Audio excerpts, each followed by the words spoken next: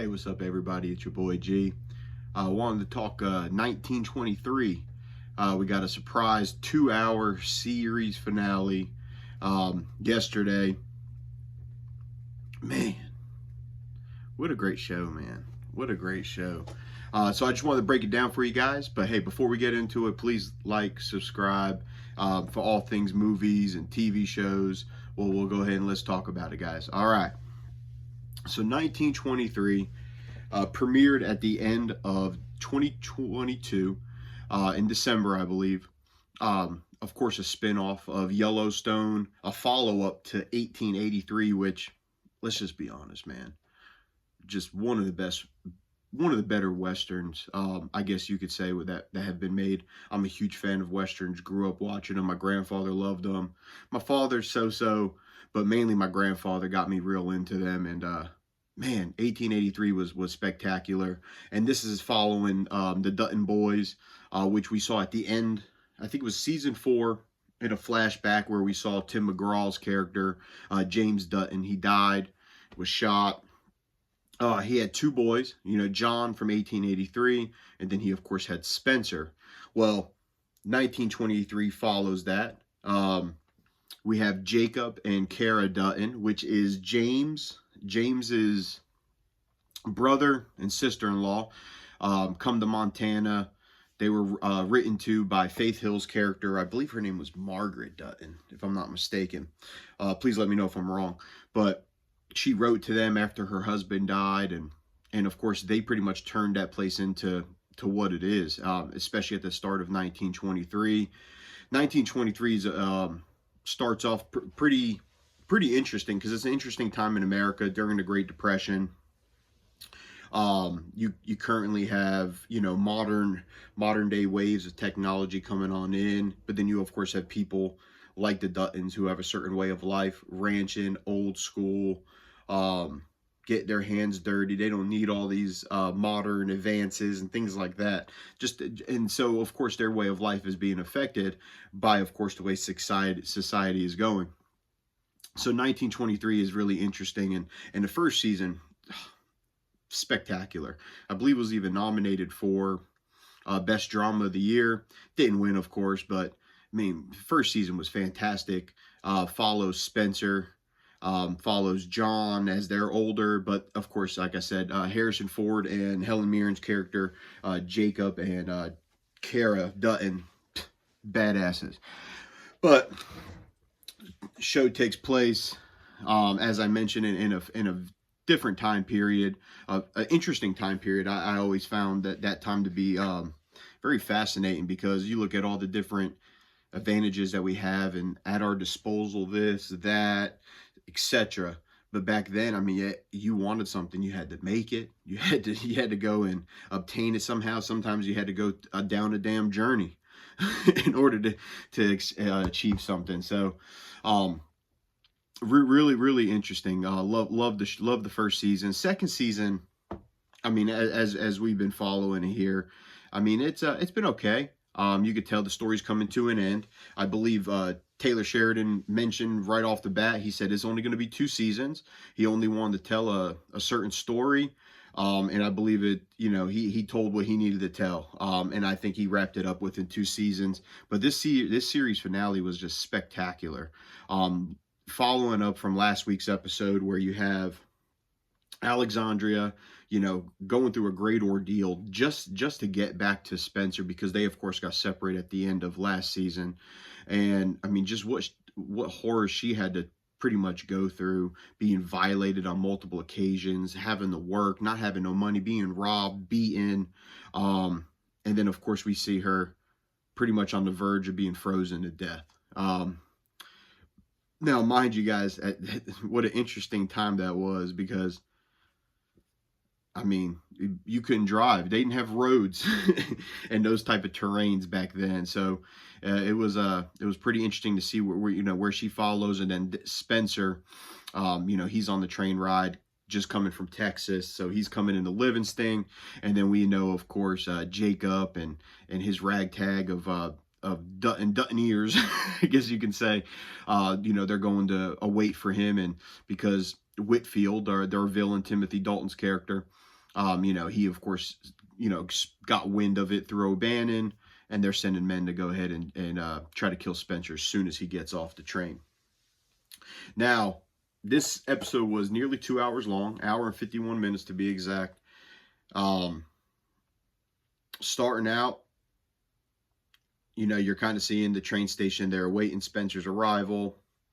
Now, Spencer, as he's coming through on the train, but before I even get there, let's follow Alexandria. So Alexandria being frozen, on the verge of frozen to death. She has a dead woman damn near frozen in front of her. You got the gentleman right outside the car who's frozen. You could tell she's not going to make it much longer. So she starts trying to grasp what she can do, right? Grabbing this, grabbing that. Oh, let me go outside. Oh, it's too freaking cold. Well, she realizes, she's like, well, let me go see what's on their person. So she grabs the lighter. You see her grab some alcohol that you see them sipping on it. She decides to make a little fire. And she, of course, has to burn the letters that were written from Spencer and this and that. Or not written from Spencer, but written to Spencer. She had to burn those to survive. Well, she hears a train coming. Bam. She's like, I'm going to light this son of a bitch on fire. Lights the car on fire. Train comes. Coincidentally, you got Spencer's on the train and he happens to see her. So this Joker, crazy son of a bitch, Spencer, badass character, by the way, comes running down to the end of the train, jumps off the son of a bitch, which, let's just be honest, this show is very dramatic. It's one of the great reasons I love it. I mean, what Westerns weren't dramatic? It was a dramatic time, right? Jumps off the back. You see him running. The guy on the train's chasing him that works there, and he's like, no, sir, don't. They're like, oh my God, this man killed himself. But then all of a sudden you see him running down the tracks. He's going to get his girl. Damn right. Goes and gets his girl. His girl is in dire need of attention. He's like picking her up. He's like, oh, we're just going to walk. Which, let's just be honest, they probably would have froze to death just because he had no jacket and all. I mean, let's just be real. Train turns around. Well, it doesn't turn around, but backs up, picks him up. She needs medical attention big time. And while, of course, the medical attention she's getting, meanwhile, you have O'Bannon, who's having second thoughts about working with Winfield, because Winfield, let's just be honest, is a fucking monster. I thought that this season, especially, last season showed it a little bit, but this season, I felt like it just showed a little too much sexuality. That's hard to see sometimes, especially, I know they're acting, but, when it says show a woman, being pretty much held against her will, and yeah, that's tough to watch. So I'm glad we saw his fate end at the end of this episode here. But so you have O'Bannon who's second guessing. He's like, I'm going to get my family out of here. Now, mind you, look at the war that O'Bannon has started. He already has men in place to meet Spencer as soon as he gets off the train. They have men on the way to the Yellowstone. So then you have to, of course, wait for that. That's about to happen. So as back to Alexandria, as she's getting medical attention, I mean, frostbite, I mean, it's too bad to repair. She pretty much has all the way up to her wrist, feet cut totally black. Doctor's most likely going to he's going to have to amputate, most likely. But as it proceeds, they get to the train station. Now, before they get to the train station, as I mentioned, those men, they're showing up to the house. Bam, shootout's about to happen. So now you have, I believe his name was Luke. You have him, and then, of course, a couple other fellas. I mean, and then you have badass Helen Mirren, Kara, sitting there sniping. Bah, got your ass. Bah, got your ass. I mean, that woman just plays a badass character no matter what. Ever since Red, for me, she was like, I killed people, dear. Right? Ever since that, I mean, I'm a huge fan of Helen Mirren. You see her just taking guys out left and right, but of course, they're getting smaller and smaller. They have the girl, she's hiding underneath the table with a gun. You got the guys approaching to the house, getting, like I said, it's getting smaller and smaller, and they're on the roof, and I mean, madness is happening. I mean, they're going to try to smoke them out for sure, right? You see the Molotov cocktails and throwing them, trying to light the house on fire. And then you also have Jacob, and he can't do nothing because he is stuck at the train station. Trying to get his nephew. So as they pull up to the train station, doctor recommends they don't get off here, that they of course go to Bozeman. But as they're arriving, Spencer sees gentlemen with guns. He sees the sheriff. He also sees his uncle. He knows something's going down. Well, of course, soon as Spencer arrives, you hear gunshots, bam, bam, right? He jumps off. He helps his uncle, and you know, of course, his family, friends, this and that. You got the sheriff shooting. I mean, I'll be honest with you, I loved it because it was it emulated, you know, almost like the OK Corral, right? That shootout. You just see Harrison Ford, bah, bah, bah. Man, I love it, man. That was a great part of that, definitely a great part of the episode. Um, of course, with the Duttons becoming victorious, but that's not without Jacob being shot. So, of course, he's on the train. Him and Spencer getting back to his wife, meeting Spencer's wife for the first time. Really awesome stuff. They're, of course, going to go to Bozeman. Spencer's like, I got to go save my family. So Spencer, he says, hey, we got horses, we got cars, what do we got? Bam, they go there. They go and handle business. And I'm going to tell you, when Spencer showed up, popping motherfuckers left and right, taking them out. Bam, bam, bam. Pretty cool shit. But Jacob's going to be okay. Harrison Ford, his character, he's got shot. Never been act like he's never been shot before. He's like, oh, old wounds leaking, but he seemed to be all right. And then, but Alexandria, on the other hand, it's a little bit different. I believe she had mentioned she was 6 months pregnant to the doctor. Well, baby's coming early now. 1923, when babies came that early, the survival rate was very low. But as the baby came out, baby had a breath. She, of course, you know, wanted to be a mother, and they told her they were going to have to pretty much bring her into surgery, or, you know, she probably won't last through the night. Well, with that being said, Spencer arrives. They spend time as a family. Wake up the next morning, Spencer realizes she's gone. You know, dang, that's tough, man. You know, I'm a sucker. I'm a sucker for these love stories for sure, because I mean, come on, man. You know what she had went through, what he had went through, their story together, and to see it end like that. You know, it's pretty much Spencer. Doesn't have his wife no more, but he has this child, and luckily he has his aunt and his uncle. His aunt comes in, and she's great. He's like, I don't know what to do. She goes, you're not supposed to. Takes the baby.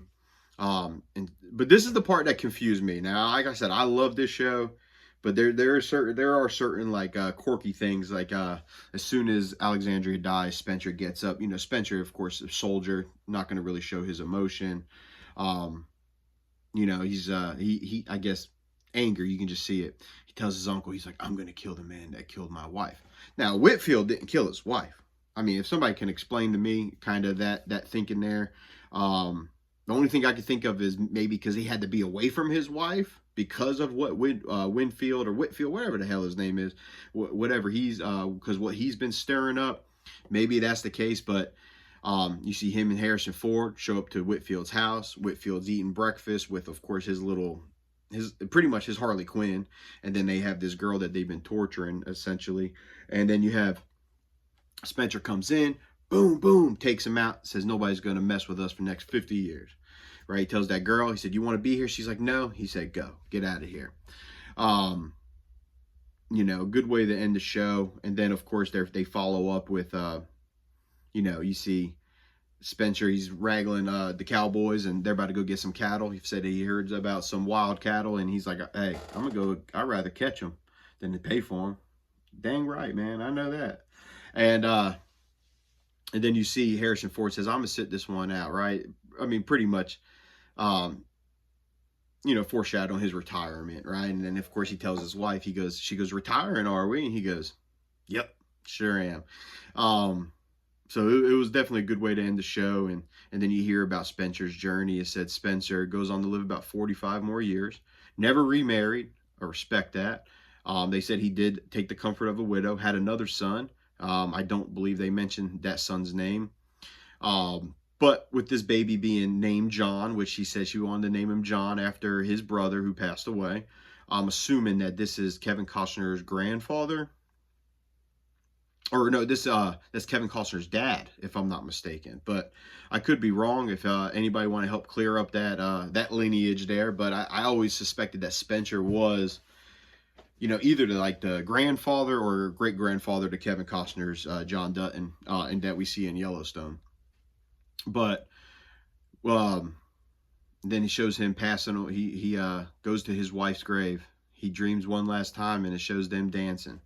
Um, I thought that was definitely a fitting end, to a great a great series. Yeah, a great series. Really, I mean, it's only 2 seasons, but it was a great story. I believe they told to continue on this Dutton. I don't know where they go from here. Do they do like a 1944? Or then they keep going down until they finally reach up to Yellowstone? Maybe a young John Dutton type storyline with Josh Lucas. That was always cool to see in those flashbacks on Yellowstone. But I'm curious where they go. But I always appreciate anything that Taylor Sheridan done. I think that guy, he's on a super hot streak.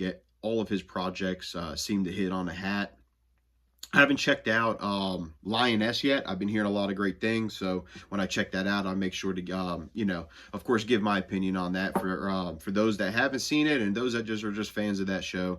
But hey, anybody that's fans of 1923, let me know what you guys thought of the series finale. I loved it. I love the show as a whole. I thought second season was weaker than the first season. However, overall, between 2 seasons, it was a great story and definitely a fitting ending, I felt, despite all the heartbreak and sadness, which I just thought that was a part of this show. This show just had a lot of heartbreak, sadness, constantly bad things happening. But one interesting thing before I do go, I thought it was I know a lot of people online talking about, oh, the love story and and all that is it's dragging out, and it's so focused too much on Alex and Spencer's return. Mind you, remember they're potentially John Dutton's grandparents, right? And this is their journey as they went through, of course, him being a soldier, World War One, her being, of course, from England, right? Not even a citizen of this country, and just how their story intertwined and of course brought forward the next generation of Duttons. Um, but it was a love story from the get-go. I mean, if you think about all the different dialogue between Harrison Ford's character, Jacob, and his wife, Helen Mirren's character, Cara, right? It was about family, and it was about marriage and their love for each other. Despite not having no children of their own, they, of course, raised 2 boys, multiple boys, including even John's Jack, which, dang, we didn't even get to that, which R.I.P. Jake, he didn't last too long in the show, or I feel like we didn't see him as much as we possibly could have, but it was sad to see him go out the way he did. But this show was a love story. You've seen a long, everlasting love story, and then you also see, this modern, adrenaline, young love. I mean, I thought it was really good, but maybe a stupid take on that. But let me know what you guys think. I love the show. Hate to see it go because I was always excited every week to definitely wait for it to come out. But hey, again, don't forget to like and subscribe. Let me know what you guys thought of the series. Hey, see you guys later.